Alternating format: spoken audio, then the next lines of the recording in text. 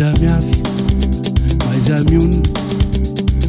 am toerana misy anao tamtady zay tsy atony fa ny maso atao aza ve ho tratry ny fankapanay amety atonga anao zay tsy tokony atao aza ve ho tratry ny fankapanay amety atonga anao zay tsy tokony atao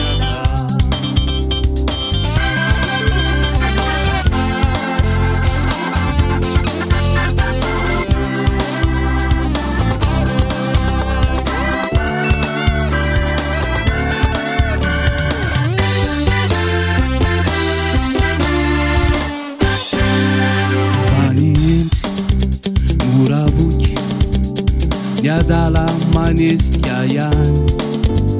hoinoy zany razandry zaho enao mivarina kady aza ve ho tratry ny fankapanay fa mety atonga anao zay tsy tokony atao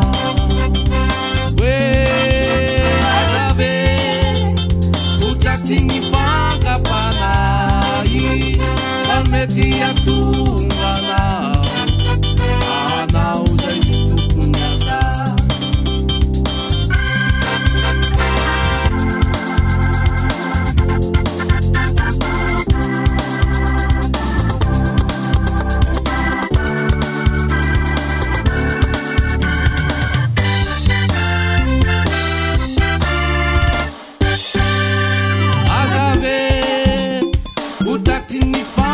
Panay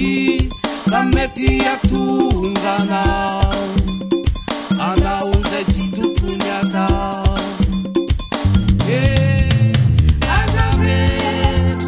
ho tratry ny fankapanay amety atonga